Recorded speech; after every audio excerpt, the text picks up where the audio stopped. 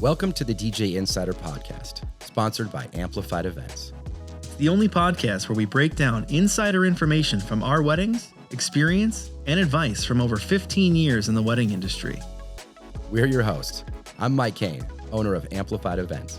And I'm Joe Obamani, the general manager of Amplified Events. Let's get into it. We're back. Yep. How you doing? I'm hanging in there, dude. This has been a crazy... Last week was insane. Insane. We had a derecho. I hope everybody has power and you're all doing well and everybody's houses made it through if you're listening. What a mess. Yeah. What an absolute mess. We were without power Tuesday at 11 a.m. was when it began for me. When did you guys lose power? It's left same time. Around the same time? Yeah, 11 a.m. Tuesday, last Tuesday. Today's Tuesday. It's a week ago. A week later. A week later. We didn't get power till Saturday at 6:30. Ugh. So yeah, no power. The whole town was out. Everything, stoplights were out. It was like, they've declared a state of emergency in the county and all over. People who are local understand that, but if you're listening from somewhere else, basically we had an inland hurricane that just like took out our power grid. It was said like a lot of 99 mile per hour winds, but top speed of 124 miles per hour during that storm. Insane. There's been like so many like down trees, just like knocked over trees, like literally uprooted. Ripped out of the ground. Yeah. Yeah, there's still a lot of communities and places that don't have power even a week later. It's crazy. Definitely. Which kind of caused some changes to our Yeah. wedding plans this past weekend. At least I had a wedding. You were off this past weekend, correct? Yeah. Yeah. So we only had 2 events going on. One was mine. It was supposed to happen around Chesterton. We didn't have power. The venue ended up calling it early just because they didn't have power. I'm sure. What do you do for food? Like what do you do? I get it. But then the couple calls me Thursday morning at 9:30 in the morning. And they text me. Like they're not even urgent enough. Like they were in very well spirits for what was going on. But they text me. I immediately call them. Like this is a call situation. This isn't we can text about it, but let's talk more about this. They're like, we don't know if we're gonna reschedule or like we may know someone. Their coordinator ended up having a sister who worked for another venue out in Elgin called The Height. Beautiful venue. So they ended up like, okay, Thursday, we'll let you know by tomorrow if it's gonna happen or if we're gonna reschedule. I was like, okay, cool. Just let me know. Like whatever you guys need. If we do it outside, it doesn't matter. I'll show up where you need me to show up on Saturday and we'll make your wedding happen. Regardless. Like if that's what you want, let's do it. I'm here for it. But then we found this beautiful venue that I think worked out even better than the initial venue they were supposed to be at. It was stunning. It was a little far for us, but just 10 out of 10 wedding. Awesome couple, awesome crowd, awesome space. They had an in-house sound system. Upstairs, downstairs, dinner room, kind of an interesting layout. Like, especially as a DJ, you'd look at the space and be like, this is going to be really difficult. It's not because of the sound system and other systems that they have in place. Like their bartender had the microphones behind the bar and handed me them because I was like, I don't know if I'm going to use mine. She overheard the conversation. She handed me these mics. She's like, we use these all the time. They're great. I control the volume from back here. And I'm like, do you want me to come back there and do it? She's like, no, I got it. She was great. Like, she's like, yeah, some people like hold the mic far away and you've got to crank it. So they were on it. Like even the staff knew to help with sound and audio. They had an outdoor balcony where I was just plugged in inside and I played through the entire space. Wow. Just really ended up working out. The vows may have been the best vows I've ever heard. That couple loved each other. And I think that maybe the circumstance around this is a pretty dramatic situation. Our wedding got changed 2 days before. Entire venues, all of our guests had to book new hotels. Like a lot had to happen for this whole room to come together the way that it did.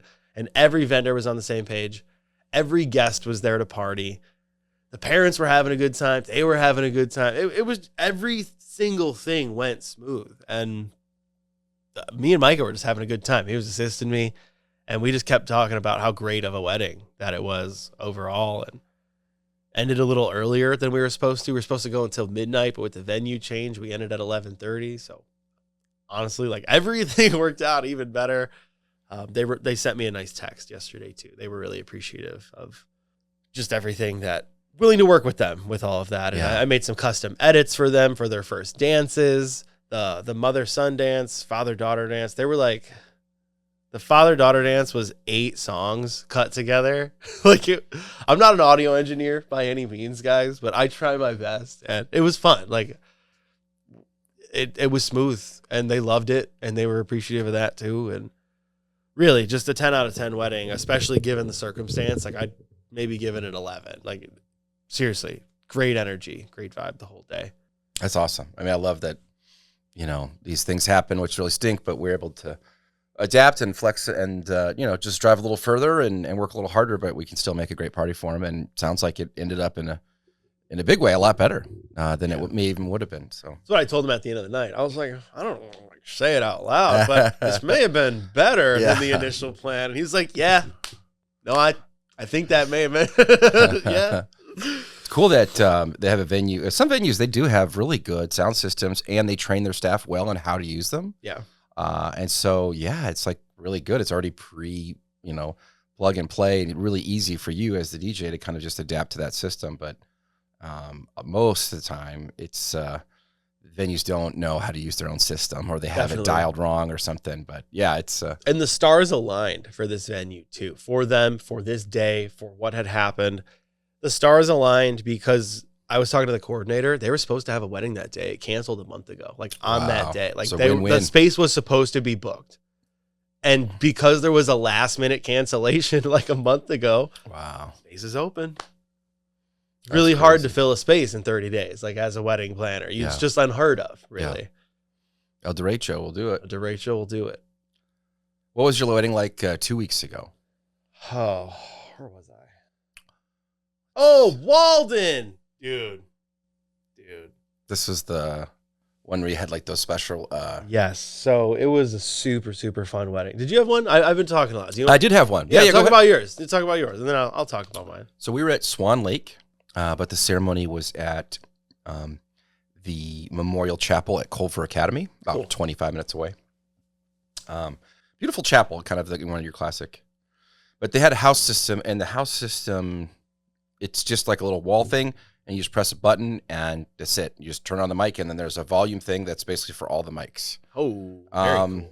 So I didn't love it. I wish we'd have used our mics. Oh, it just doesn't sound good though. Yeah, even though it didn't. We couldn't. We had trouble picking up the bride on her vows. Everything else came through just fine. But you can't turn. It's literally all the mics go up. It's just not a great system. It's supposed to be kind of just dummy plug and play kind of stuff. Right. And they did have a reading and stuff, but I think we could have made it sound a lot better if we used our stuff, but they didn't. They wanted to use their equipment. Mm-hmm.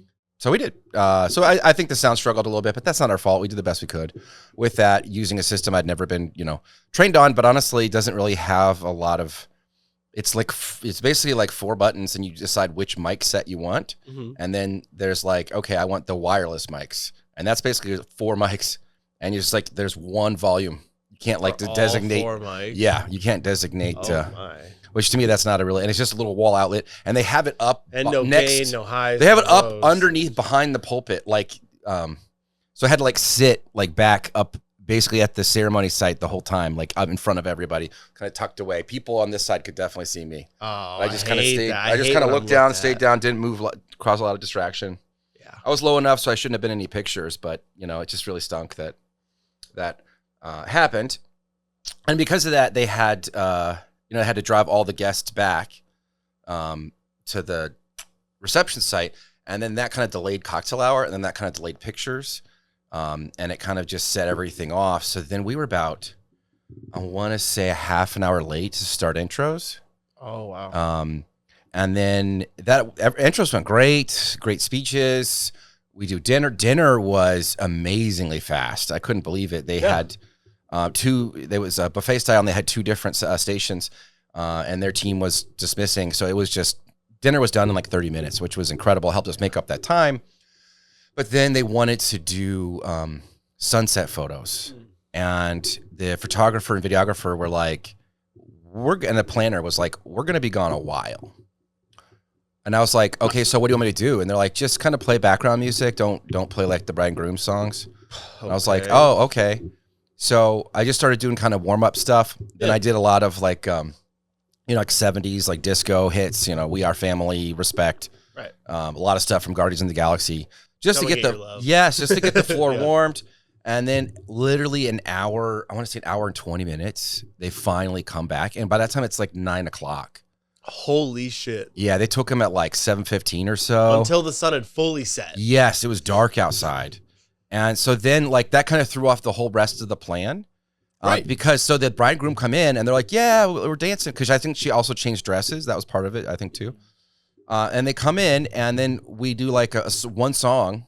And then they want to do a quick group photo with everybody. So we get everybody out there. And then they're like, well, we want to do a fake send-off because the photographers need to leave now. So I was like, okay. So we did that. So I was like literally the guests. 9:30. The guests were like finally starting to have a good time. And the guests are like looking at me. I'm like, yep, we're doing a send-off. We're doing a fake send-off. So go out and do the send-off, come back. I'll just keep the music. I just kept like, I mixed right into the song, did their music. Everybody's singing, dancing. Like I basically created this party from scratch without using any of the music, and the bride and groom weren't there. So people were like, what do we do? I think some guests left, honestly. And then they did the send-off, and then we just partied the rest of the night. They ended up paying us to stay an additional hour because I think they just didn't even get to enjoy their own wedding because they were out taking photos. Right. And so I don't know. It's one of these things like I call it an 8 because we still threw a great party. We got tipped. Everything worked out. Mm-hmm. But it was frustrating because, the timeline just got so out of whack, and it threw off what could have been a really good party. Especially with the momentum you saw in that last, like if you had that full dance floor and they didn't leave for an hour and a half, like you really could have built something for them. Yeah. And so I'm hoping that they're really happy with their photos, really happy with their videos and stuff. Yeah. I'm hoping that really works out for them. And that if that was their priority, then I'm really glad that happened. But it caused a whole wrench in what could have been a really fun party. People were just kind of standing around waiting for an hour and a half for the bride and groom to come back and for the party to start and the bridal party and stuff. People want to be where the couple is. I always tell it to my couples. They want to be where you are. If you're off taking photos, they don't know what to do. They want to take photos with you. Yeah. That's what they want to do. Yeah. And so, I don't know. It just, it's one of these things where sometimes the timeline, the best laid plans, things get out of whack and they just take longer and they just keep pushing back. And so I don't know. I guess if the couple's happy, that's all that really matters. Yeah. I could tell the guests were unhappy with like, what's going on? And I made an announcement, like, hey, there's how taking photos. They'll be back. We can still have a good time. I finally was like about 45 minutes in. I'm like, let's turn off the lights. Let me just start to get some dance music going. Because they're kind of tired of this background stuff. People are drinking. People are hanging out. So, I don't know. It's one of these things. Fun. Yeah, I just think the timeline, the way it was done and like the way that it really made it sacrificed. There's always a trade-off, right? Like if you're going to go take photos at a sunset photo, it might cut into your dance time. Yep. And it might interrupt the party in a way that it's tough to recover from, which I think is kind of what happened. Again, they paid us for additional hours. Especially send-offs. Yes. Stuff like where everybody leaves the room and then comes back in. Yeah. It sucked, too, because the couple was super sweet, super nice. Yeah. Everybody was really nice. Nobody was rude that's the thing. 8 for you, probably a 10 for them. That's the wedding that they wanted to have. Like, they prioritized photos. And I was glad they came back from photos and they saw we were throwing a great party for their guests. So I'm like, okay, we finally got it going. And then we had to like interrupt it. I was like, no. Wait, we were just join us. Just join us and that's it. So I think that the sparkler send off, I don't think that's worth it. The cost similar to like if you do a dollar dance, like the amount of money you'll make is not worth the sacrifice to the party. No. Yeah. And I'm doing a send off this week, but the couple reached out yesterday and they asked me like, where should we put it? Like, should we just open the dance floor with it and like because then we don't have to interrupt the dance floor with like we do the dance and we do the first dance and then we'll just go do it and then come back is because then maybe it takes a song or two to get people out on the dance floor, but that's kind of what happens anyway. They're going to grab a drink. They're going to do this after dinner and then they're going to come out to the dance. So I was like, instead of interrupting the dance floor, and this is something new that I haven't done this before, but instead of interrupting dance floor at some point throughout the night, we're doing it before we even start the dance floor. Like we're doing a faux send off and then we're coming back in and opening up the dance floor. It's actually a good idea, especially if you can do it short and sweet. Right. Hopefully. Let the party be the party. Let the party be the party. If they want to stay outside for the faux, because they're gonna. It's going to be nice out. It's going to be Saturday. It's going to be cocktail hour. They're going to want to hang outside anyway. Yeah. A couple I talked to last night, they're doing a similar thing where we're going to be at Four Corners. So they want to do their first dances in the barn and then the party outside on the silo pad. Mm-hmm. And basically they're going to do those dances. And then they're like, hey, meet us on the silo pad because we're doing a t-shirt toss. That's how we're starting it. With everybody out there, we're tossing t-shirts and getting. Then you don't have to interrupt dance floor later. Then it's just a party going. It's a cool hype thing. Yes. People will get excited about it and then they'll just trickle over to the dance floor. I love that idea. Fine. I just was like, yes, I love this. Let's just get it over with. Yeah.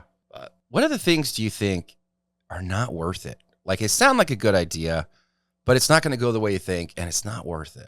I was a lot of gags like that. Definitely dollar dance. I hate dollar dance. I hate shoe game.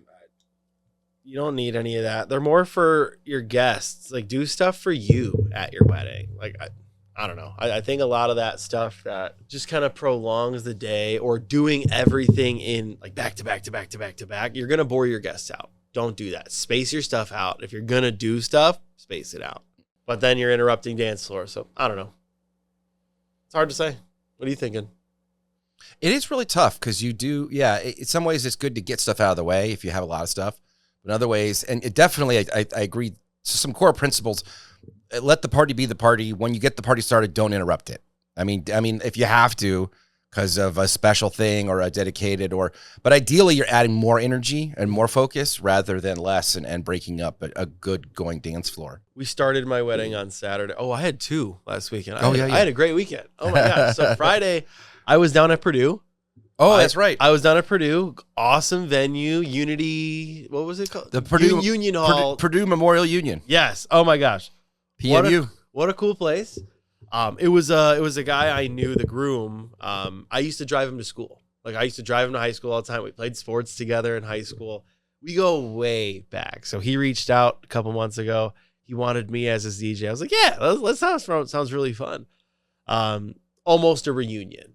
Like, literally so many people from school that I got to see, and so many people from my past, and his family that I knew very well. And what a beautiful wedding. The couple was super happy. 298 people at the wedding. Wow. Absolutely massive. Wow. A sea of people on the dance floor. Full dance floor the whole time. 10 out of 10. It was so much fun.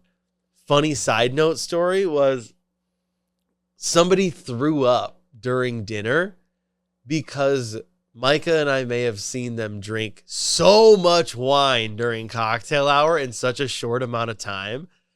Like, seriously, like 5 or 6 glasses we saw. And like, I don't track ever. I don't care. That's a bottle. That's a bottle of wine. That's a bottle of fucking wine. And that was like that was like 30 minutes into cocktail. Oh, man.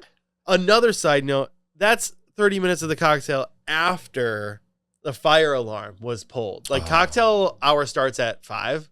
Fire alarm goes off at 5:02. So we're all outside until 5:30. Wow. And we all come back in. And then we see all this wine be drank. So we hear from the coordinator, somebody throws up at dinner. They have to change an entire table's linens because it's a biohazard. They have to change an entire table's linens. Yeah, we can't serve food on this. They can't serve food on this. And then they kicked him out of the wedding. And then me and Micah were packing up, leaving the wedding at the end of the night. And we saw him coming down, and he was changed, different clothes, like looked like he was not doing well. Like, he was kind of sobered up a little bit now. But we're like, oh, hey, how you doing? We haven't seen you. And he's like, oh, yeah. But we knew it was him that got kicked out. I just thought it was so funny. Too much wine. Chugging the wine. Just chugging wine. But so drunk. Such a fun party. 300 people. Absolute rager. 10 out of 10. And then you go to your next wedding when you have a double, and you're like, it was a 10 out of 10. There's no way it can be another 10 out of 10, right? How rare is it? It's not going to happen. How rare is it, It's not going to happen. We show up. It's a half. The groom's family was Indian, so we do a barat, like a kind of a hybrid barat. I've never done a barat before, and I let them know that. But they're like, "Can you bring another speaker, like a Bluetooth speaker?" I just brought the ceremony like another Evers. I put it up on Cole's shoulder and I was like, I need you to hold this. Like, I got to do the music. But it was me and Cole and a drummer, like a live drummer, just banging on this drum while I played like upbeat, hype Indian, like Bollywood music while everybody danced. We started at the other side of the block. We danced all the way to the front of the building. And then we started ceremony, like once we got upstairs. So much fun. Like, That's what awesome. a rager. Dude. All the way around the block, just bopping along. Family, hundreds of people bopping along around the street. The pictures have to be incredible. I'm so excited to see those. But we had such a blast, and it was something I've never done before. And it was really fun to do that. They gave me a lot of Indian music to mix throughout the night, a lot of Hispanic music to mix into, which I always love mixing those two genres because it's all upbeat, like 120 to 130 BPM. Like, I had some really fun music that night. And it was a Walden party. Like, it was full dance floor all night. Just kind of hopping around a bunch of different genres. Food was good. Staff is always good there. We got tips. Seriously, just another 10 out of 10. Back-to-back 10 out of 10s. But the downside and upside was we had the double. I'm tired. I have 2 weddings. And then we have to wake up at 6:30 the next morning because then we went on a team float trip down the river. That was cool. So it was a long weekend, but it was an awesome weekend. Super rewarding weekend. Got to spend it with the team and do some awesome weddings.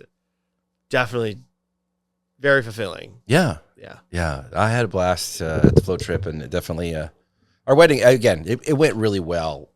Party-wise, it was with E-Man, and I was like, Manuel, I'm glad that you're at this one because you can kind of see how when you mess with timeline and flow, it does affect the party. Definitely. And I was like, this is a good one to learn because I was like, we're crushing it as a DJ. It's like we're throwing a great party for them, but it's like keeps getting like interrupted or spaced out or things keep happening that are kind of mess with the flow. For sure. But definitely a good lesson too. Yeah. And then there's going to be ones that the best lesson always to teach the new DJs is always my favorite. It's like, oh, this is just no one is going to dance at this wedding. Like there's like bags and a fire pit and this and that. And there's nothing you can do as a DJ that will work. You're doing great. Like you're playing background music and that's what they want. That's another lesson that hurts because you feel like everybody's like staring at you, but they're not. That's just what they want. And sometimes that's just how it is. But literally that timeline lesson, sometimes there's nothing you can do. I think there's a few very important weddings that you have to hit before you're like, oh, this is kind of how a wedding should be, could be, has been, and shouldn't be. Like definitely shouldn't be. Yeah.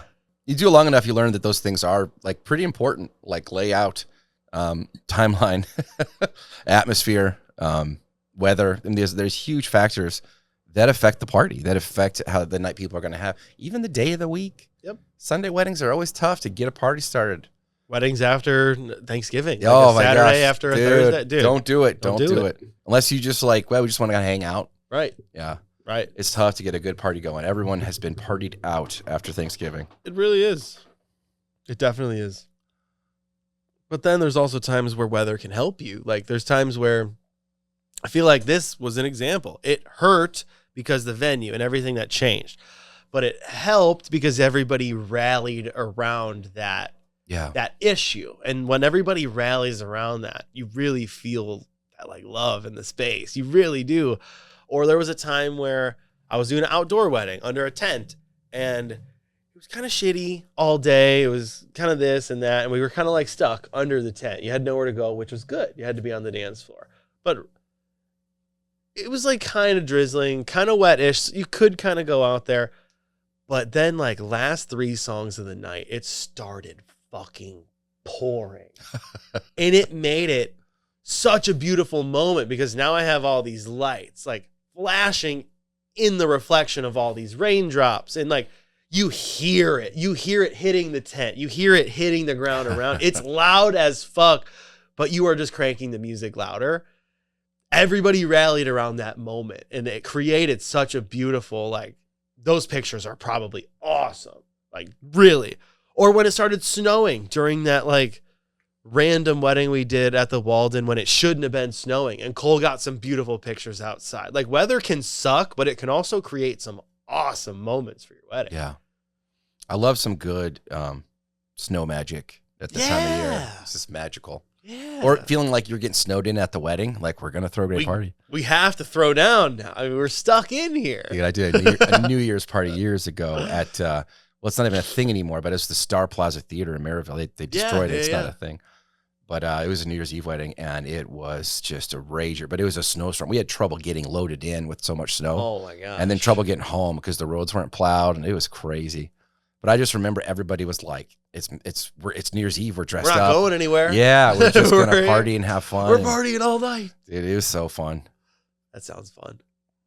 I like a good New Year's party. Yeah, they can I'd like be good. to do more of a New Year's party as opposed to a New Year's wedding, though. Yeah, New Year's weddings are fine. I don't mind doing them, but I've done several of them. There's a magic. There's an excitement in the air on the Definitely. dance floor and stuff. Yeah. And then the last 30 minutes are just epic because everybody's out there, especially if they do some kind of like balloon drop or like confetti cannon. That's when Cold Sparks would be cool. Yeah, like that's Cold when Sparks, would be perfect for that. Go with the fireworks. Yeah, dude, I heard that Cold Sparks caught fire at a local venue. What? There's a DJ that's banned there now, I guess. Damn. They're using Cold Sparks there. That I heard through the grapevine that they used them on, and they basically caught their drapery on fire with them. So. I'm working at a venue in a few weeks that I was on the call with the coordinator yesterday, and she let me know that DJs turn weddings down here because of how difficult the space is. It's across 3 different floors, and it's 5 different rooms. And it's like ceremony outside. There's 2 or 3 different ceremony spaces. The dinner space is separate from the dancing space. So my booth will be in a dancing space, but I've got to do dinner off of a mic at a cocktail table and intros off of the cocktail table. It is going to be a mess. They wanted me to run cables out the windows and then onto a balcony to get music outside. And they're like, well, it's a rustic building. There's nothing we can do. And it's like, I told them straight up, like, with the setup that I have and the equipment that I have, there's no way that I can do that. Like, I can definitely try my best. I can have a speaker outside. I can do like some ambient music outside. That's totally fine. But I'm not going to be running cables out windows across balconies to do that. I'm sorry. That's crazy. That's absolutely insane. And if you are having DJs turn down your venue because of how difficult the space is for sound, it's not expensive to put in a sound system. How much do you charge for weddings? That's just, it really...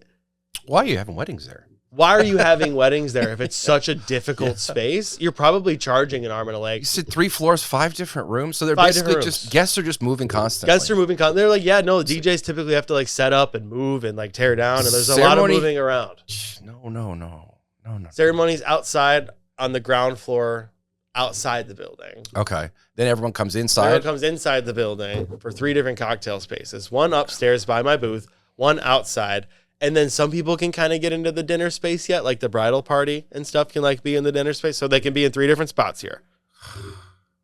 But then it's also just like a giant building. There's like hallways and rooms. And then you got to give explicit instructions to everybody where to go. Literally where to go. do.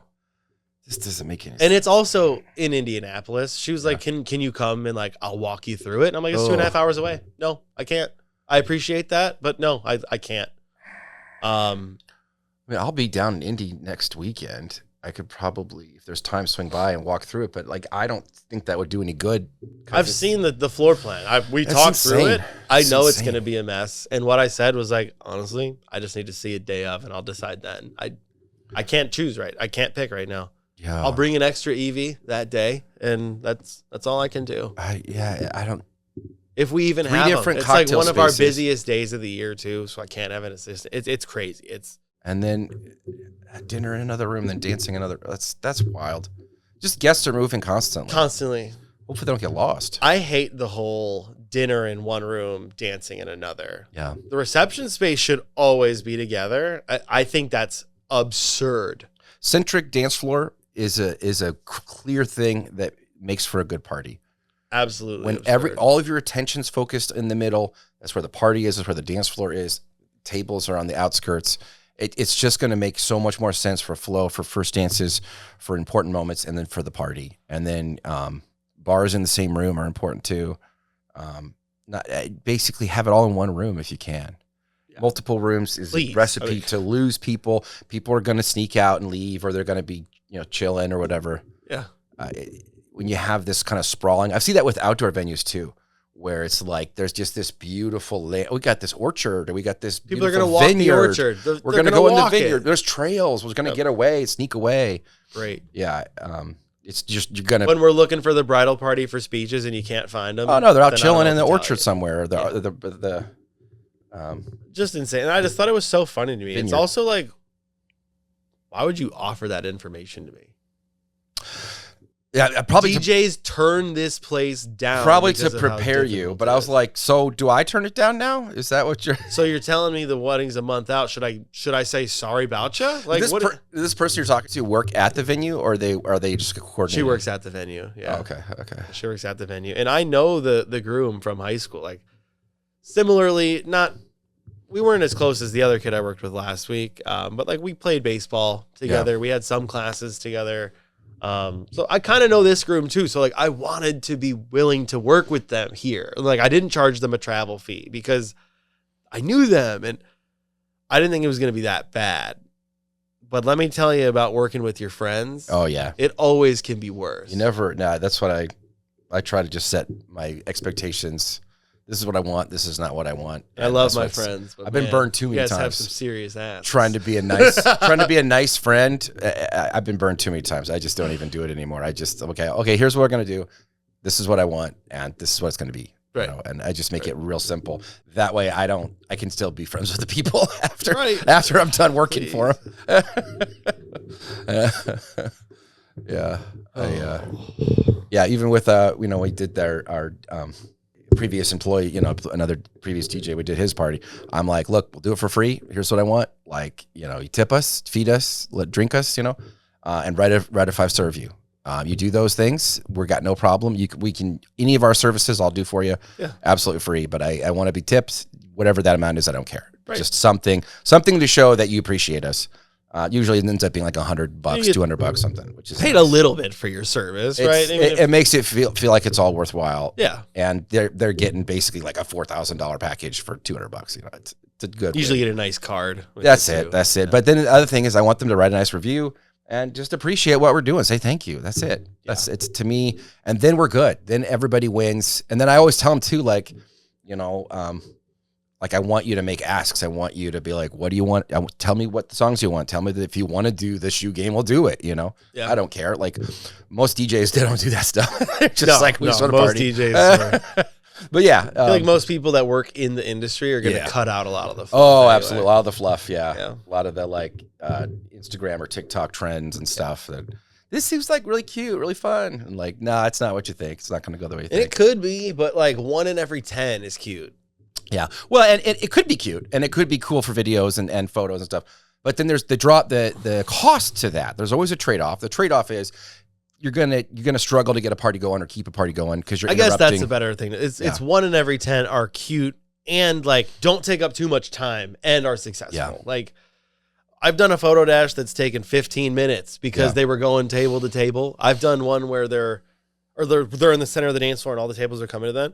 I've done one where they're going around table to table and they've done it in 2 minutes. Yeah. Like it's supposed to be that way. If you're going to commit to the photo dash, doing it in one song, should be a dash. You should commit to it. It's not just like a lackadaisical photo. No, it's a sprint. Photo gallivant. It's like it's a sprint. This weekend, I think it's just you and me have gigs. I think you got 2 weddings back to back, right? Yeah, I'm Allure double time. Friday Allure, Saturday Allure.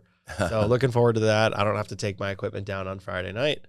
And I just have to set up a photo booth on Saturday. Nice. So. I'm doing a private party for one of my planner friends. She's throwing a club-themed thing for her daughter's 5th. It should be pretty epic. Daughter's 5th? Yeah, I think there's it's going to be a rage. It's going to be pretty cool, actually. Because it's going to be like 150 people. I think it's going to be pretty sick. She throws really good parties. We worked with her a lot in the past. And so. Nice, dude. That'll be fun. Yeah, I don't have too much else. That's it for me. Awesome. All right. We'll see you at your wedding. See you at your wedding.